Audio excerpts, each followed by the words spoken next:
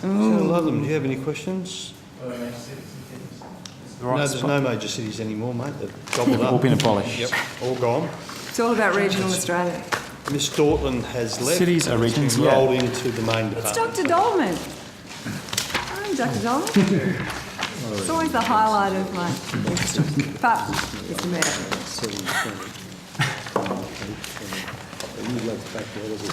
Thanks for coming in. Do you want to just... Who's speaking for the MCU tonight? Start with myself and Mr. Williamson, and Mr. Collette is now heading up the Major Cities Unit. Welcome, Mr. Calais. Is this your first time here? No, Senator. I've been here under a number of different positions over the years. Oh, different guises. Okay. Could you just provide us, I guess, with a quick update as to what the MCU is under and what changes in its mission or its role or its function or its performance we could expect to see under your guidance? Senator, we don't envisage that there'll be significant changes to the role of the MCU in the short term. The movement of the MCU under the Policy and Research Division actually capitalises on a very strong working relationship that the MCU has had with the Bureau of Infrastructure, Transport and Regional Economics over its time in the department, as well as with the Policy Development Unit, which also exists in the Policy and Research Division. Largely the move adds some additional SES resourcing to support the work of those in the unit, which is a very small team. It means that there's 2 SES officers with dedicated oversight of the unit compared to the previous one. There's 2? Yes, Mr. Williamson is the Executive Director and then myself. Okay. Anything else in the budget that you want to point us to that changed your resourcing or staffing allocations, or does that sum it up? I think that pretty much sums it up, unless Mr. Williamson has anything to add, Senator. That's it. Okay. Thank you. One of the 4 overarching priorities in the National Urban Policy is sustainability, particularly protecting and enhancing natural ecosystems, supporting sustainable developments and refurbishment of our built environment, 2 of those goals. Just sticking with Western Australia for a moment, because obviously that's the part of the world that I'm most familiar with and most concerned about at events like this. Are you aware of the development that the state EPA has ticked off at Point Perrin, which is currently with the Commonwealth Environment Minister for assessment? I don't know the project in any great detail, Senator, but I am broadly aware of it. Okay, so it's in a marina in a particularly inappropriate place at Rockingham, south of Perth, that the local community are fighting at the moment. They would prefer to see it at a different location a bit further up the coast. But my question, I guess, isn't about that specific development. It's more that, is it fair to say that the ultimate role of the National Urban Policy is to provide a more strategic level of protection to local communities and ecosystems so that we don't see developments like this going ahead? And if not, what exactly is it for? I think, Senator, it would be fair to say that National Urban Policy envisages that issues of sustainability and as well as the broader issues in the National Urban Policy are applied very much at a city-wide context rather than necessarily project by project. But we are working much more closely than ever before with a range of colleagues, including those in the Environment Department through our Commonwealth Group on Cities, which the Secretary chairs. Yeah. So we do work very closely with a range of portfolios to ensure that the National Urban Policy is given life in the work of all of the government's departments rather than just through the work of the Major Cities Unit. Okay. All right, that's helpful. Just sketch for me again that working group or subcommittee that you were speaking of just now. It's called the Commonwealth Group on Cities, Senator, and it's a number of Commonwealth government agencies with interests in cities, Okay. and it's brought together under the chairmanship of Mr Murdoch. Yep. To ensure that Commonwealth approaches in cities are, to the extent possible, complementary and take account of the impact citywide of all of the Australian government activity that those portfolio agencies are responsible for. Good. Okay. Does the Environment Department have a seat at that table? They do, Senator. Who represents them there? It's at a Deputy Secretary level from that department. Okay. And the MCU has a seat at that table, presumably? MCU is the Secretary. Yeah, good. Okay. So in the instance of Point Perrin, which is under active assessment by the Commonwealth Environment Department, how is the thinking that goes on in there transmitted through that group? Senator, it would be a matter for issues such as that, where issues around sustainability or environmental issues have been raised in the city's context, for our environmental colleagues to bring that to the broader consideration of the group. Good. And discuss it in terms of the strategic planning issues that the group are considering. Okay, and does that happen in the instance of specific projects such as, you don't have to name this one, although that's the one I'm interested in at the moment? Sure. It's fairly rare that specific projects would be discussed, Senator. It's more in terms of the broader strategic planning of the city and the broader strategic planning at a state level, and our interaction with state governments and local governments around those strategic planning issues. Okay.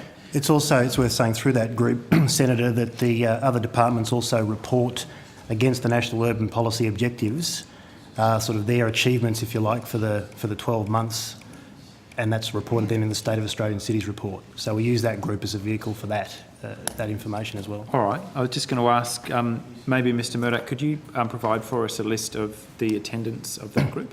Yes, certainly. Who sits at that table? Thanks. The National Urban Policy has a goal of resilience to climate change, which is entirely appropriate, and also to socio-economic processes. Could you just sketch for us what socio-economic processes includes in that context? Well, I think the work that has been undertaken in relation to particularly in our portfolio, largely focused on transport disadvantage, is the major focus for us. So we use State of the Australian Cities as an ability to set some performance benchmarks and also to evaluate progress against some of the socio-economic indicators, and that then translates into some of our decision processes around future investment strategies in our portfolio and across other portfolios and the decisions they take. All right. Now, Perth and Peel is currently under strategic assessment, as you'd be aware, under the EPBC Act. Is that process feeding into the work of that group or to Major Cities Unit in particular? Not at this point, Senator. That has, as Mr Collette's indicated, specific projects like that or assessment process haven't been brought to the table of that group to this point.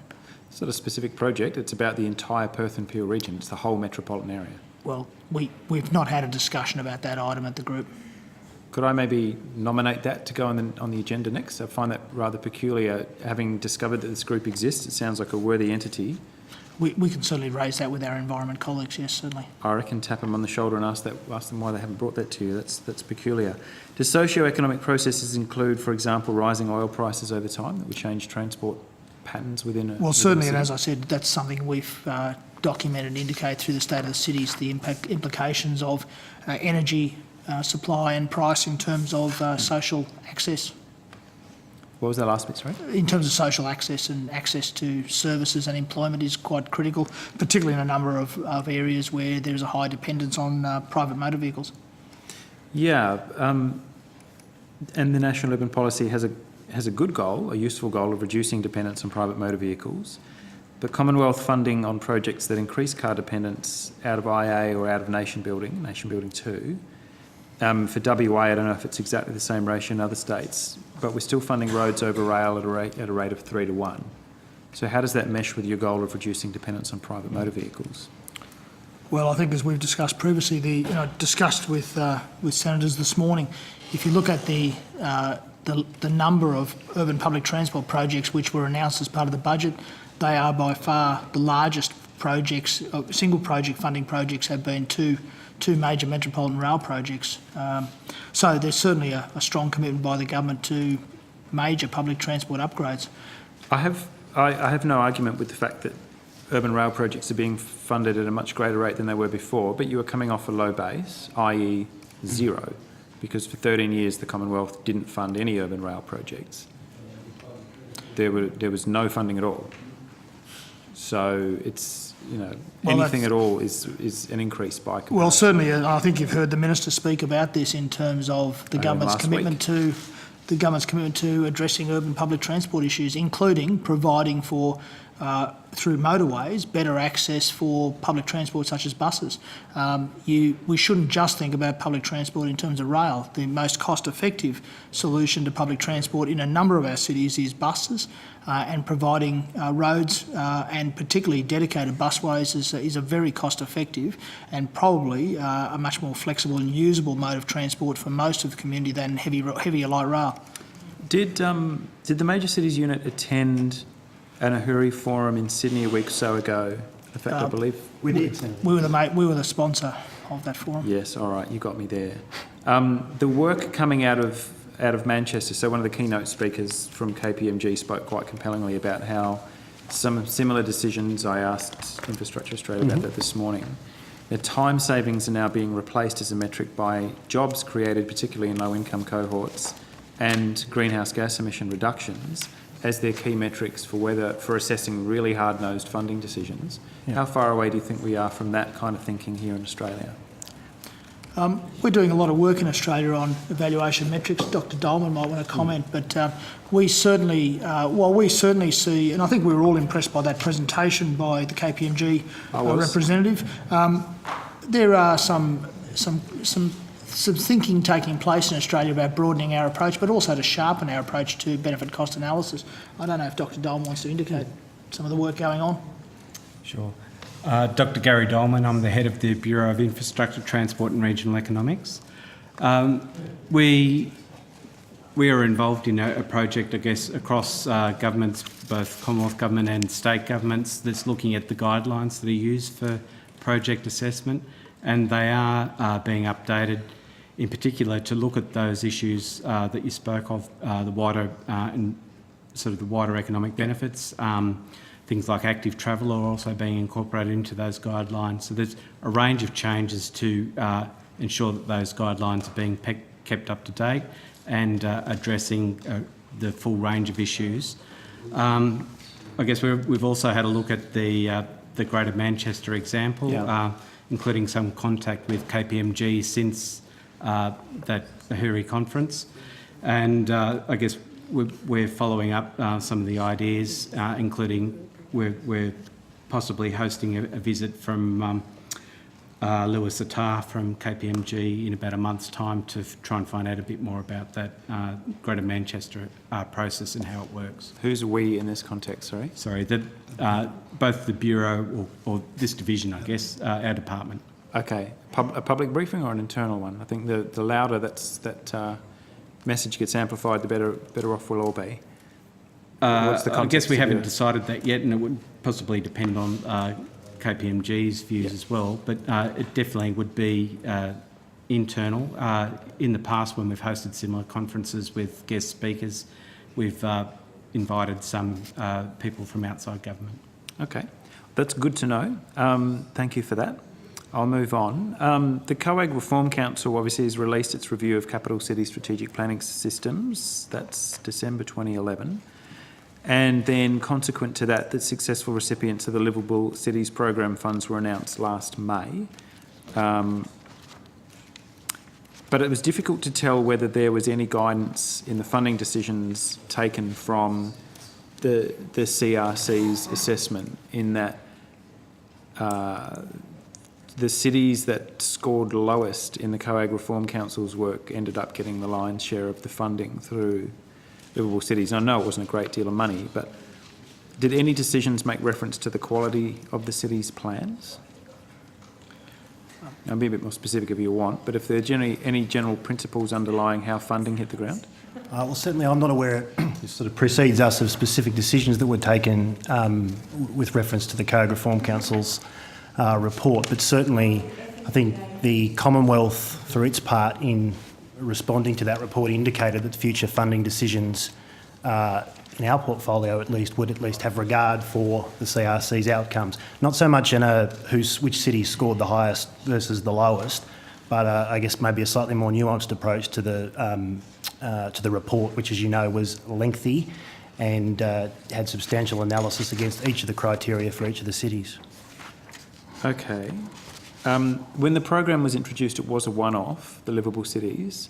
Based on the submissions you've received and maybe your assessment of unmet need, if you want to describe what you think that looks like and the task that's upon us, do you think that program should be continued or indeed scaled up? Well, I think that's a matter for government. And you would Senator, say we provide our advice to government, and it'll be a matter for government. What was your advice in that instance? Well, we don't discuss our advice. It's simply to say we have provided advice, and we share your view that there has been strong merit in some of the programs we've developed in cities. the government will make future decisions in relation to those matters. They will. Would you concur that there was a degree of unmet need, that you weren't able to fund all of the projects of merit that came over your desk? That's correct. That's a reasonably sensible conclusion you could draw. The active travel strategy, draft released October 12, you received a couple of hundred submissions to that. When's the final report likely to be released?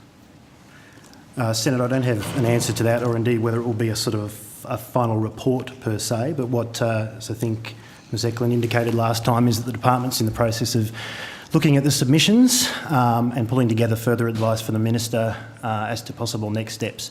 The other element of that we're keen to do is some further consultation with the National Urban Policy Forum, which is meeting next month, and also the TISOC Cities Group, which is an intergovernmental officials group looking at cities as well.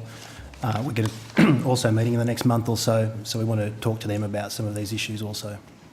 Okay. Last October, in estimates, you or your predecessor, I guess, said that the strategy would inform the thinking on the next round of NB2 funding. Can you tell us whether that happened? It's not discernible in the funding round, but maybe you can help me detect it if it's there. Well, I think as we discussed this morning... That was a really unsatisfying conversation. Oh, I'm sorry you felt that way. You just breeze in and out for half an hour each time. Try sitting here I'm going to 14 different bloody committees. hours.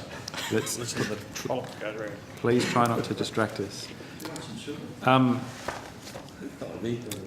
of the things that the draft strategy recommended was to separate pedestrians and bikes from vehicles, bicycles that is, particularly in high speed and high volume traffic. Now, Mr Murdoch, we've sparred a couple of times about the fact that you can't get Commonwealth funding for a bike lane unless you order a freeway, and we've had differences of opinion over the merits of that. But sticking to the projects where freeways have been funded, cycling infrastructure has been laid in alongside. Are you able to provide us with some data on, for the projects that you have funded, I think there's about 15 nation-building projects that include funding for cycling infrastructure, and 13 of them are cycleways along highways and freeways. Could you confirm of those 13, how many comply with the strategy's recommendation to completely separate cyclists from high-speed or high-volume motorised traffic? I'd have to take that on notice, Senator, but I'm If you could. happy to do that. Yeah, if you could. What I'm specifically wanting to know is how many of them is like a painted dotted line by the side of the road, and for how many are the cyclists completely separated from the motorised traffic? I'll get you details of that. Yeah, if you could just break them down by those projects. I know some of them, like in WA, they've been done very well, but in some of them you do have cyclists mixing it up with the heavy vehicles and high-speed traffic. So the last set from me, with the Chair's indulgence, the new urban design protocol, which was called Creating Places for People, that was released nearly a year ago now, and you've got a couple of case studies on the department's website, but can you just tell us how that is tracking and how you feel it's being rolled out? Certainly, Senator. There continues to be strong support from a variety of organisations. We now have 45 organisations that have nominated to be champions of the protocol.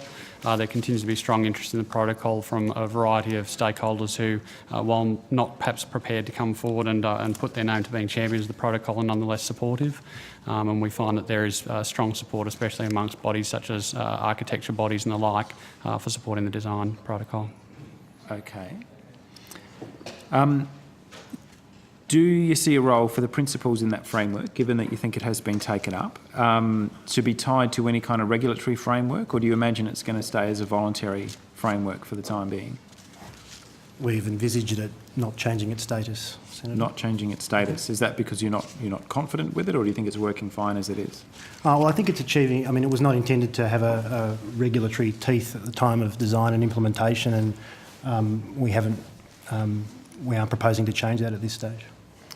Okay. It does remain... sorry, just to add to Mr Collette's comments, again, the sort of anecdotal feedback continues to be extremely positive. The website hits are in the hundreds of thousands. So it is actually doing a good job in its current form. It appears to be to me, and I'm not approaching this one with any critique at all, actually. It looks like great work. It's the kind of thing that you would like to see instituted maybe a little bit more systematically across the board rather than as a voluntary sign-up. But nonetheless, it's excellent that it's there. Finally, If I could add to Yeah, please go Mr ahead. Williamson's answer, I think the fact that the protocol has been taken up and embedded in the Infrastructure Sustainability Council's Infrastructure Sustainability Rating Tool, Yeah. and also the Green Building Council's Green Star Communities Pilot Rating Tool, Yeah. means that there are a number of people who will be adopting the principles without the need for any that regulation it as is getting such. embedded. Okay. Finally, from me, infill targets across metropolitan areas. Could you, at a general level, before I come back to Perth, describe for us to what degree you think infill targets across Australian cities are being met, if they are?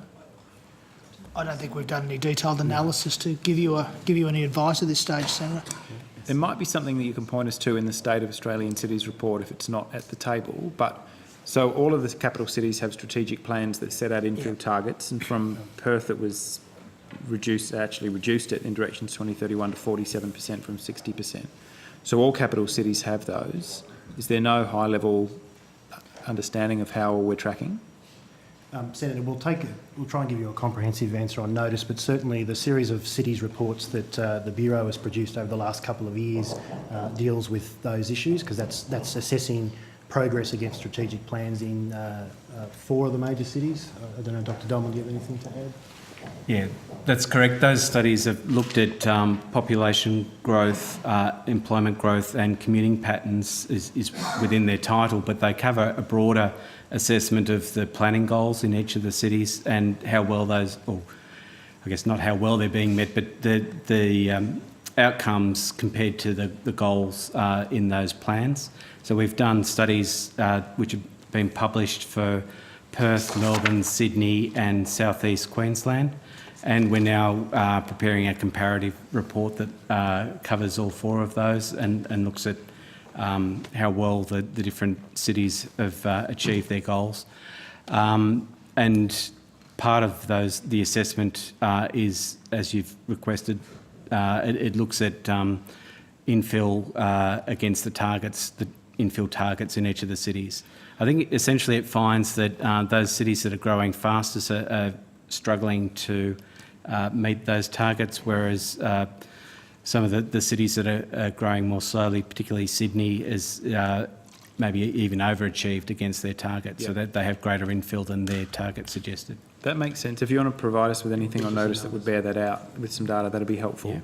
Yeah. Just finally, on the same subject, have you done any work on measuring potential housing yield along existing or future transit corridors? So, for example, Rob Adams's work in Melbourne, or the work that we've undertaken with the Property Council in Perth in a document called Transforming Perth that measured how much infill you could get if you went up to medium density along transit corridors identified by the state government.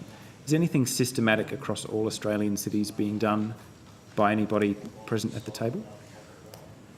Well, again, those city studies that I spoke about are looking at most of the city plans have transit-oriented development and centred both population and jobs goals, and we have assessed whether or not those have been achieved.